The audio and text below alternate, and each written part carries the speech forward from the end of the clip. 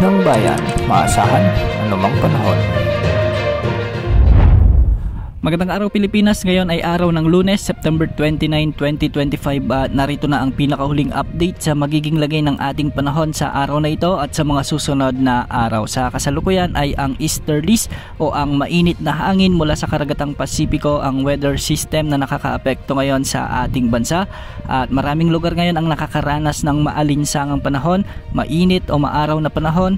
Kaya samantalahin na lalo na yung mga kababayan nating magsasaka sa pag-aani ng mga palay at pagbibilad ng mga palay. Gayon pa man may mga kalat-kalat pa rin mga pag-ulan at maulap na kalangitan sa iba't ibang bahagi ng ating bansa dulot ng pinagsamang epekto ng thunderstorms na dala ng easterlies.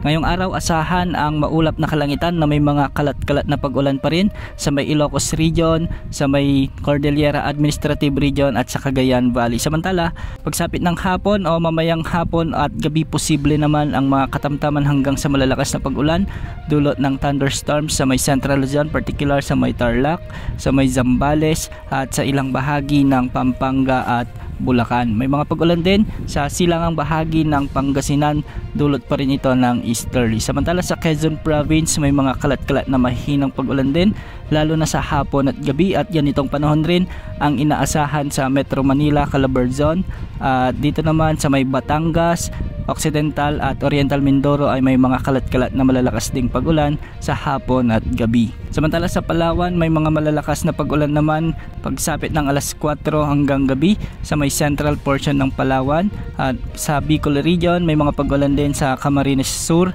at sa may Albay. Samantala sa Visayas, asahan din ang maulap na kalangitan ngunit pagsapit ng hapon at gabi posible rin ang medyo malalakas na pag-ulan dulot ng thunderstorms sa silangang bahagi ng Panay Island, sa malaking bahagi ng Negros Island, sa central portion ng Cebu, sa kanlurang bahagi ng Bohol at sa Samar at Leyte provinces ay may mga kalat-kalat na pag-ulan din. Samantala sa bahagi naman ng Mindanao ay asahan din ang maulap na kalangitan ngayong araw at pagsapit ng hapon at gabi may mga malalakas na pag-ulan na rin dulot ng thunderstorm sa may Zamboanga Peninsula, Northern Mindanao, sa ilang bahagi ng Soc-Sargen, ilang bahagi ng Davao Region, Caraga at sa may Lanao provinces. Mag-ingat pa rin sa banta ng mga pagbaha at pagguho ng lupa lalo na kung may mga umiiral na severe thunderstorm. Samantala, magpapatuloy ang pag-iral o pag-ihip ng easterlies hanggang sa mga susunod na araw at base naman sa ating wind outlook ay posibleng may mabuong sama ng panahon sa silangan ng ating bansa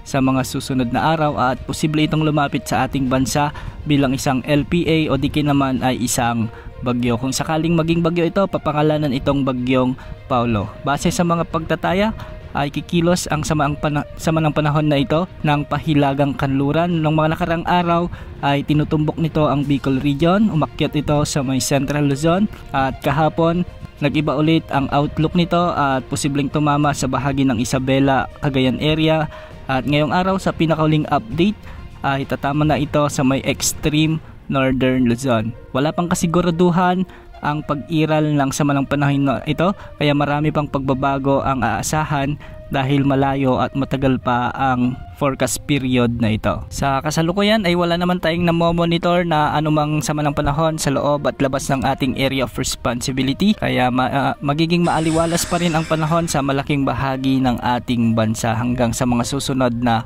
araw. Wala ring nakatas na gale warning sa mga karagatang sakop ng ating bansa kaya malaya rin ang ating mga kababayang mangingisda at mga may sasakyang pandagat na pumalaot sa anumang baybaying sakop ng ating kapuluan. Samantala, base naman sa pagtataya ng mga wind models na ginagamit natin ay posibleng umiral na ang northeasterly wind flow sa mga susunod na linggo. Ito yung paunang bugso ng amihan. Ibig sabihin nito, unti-unti nang lalamig ang panahon dahil sa bare months na tayo o nasa transition period na tayo patungo sa bahagi ng amihan o mula southwest monsoon hanggang sa northeast monsoon. Posible pang magbago ang forecast na ito. Depende na lamang sa galaw ng mga bagyo o sa La Nina na umiiral ngayon sa ating bansa.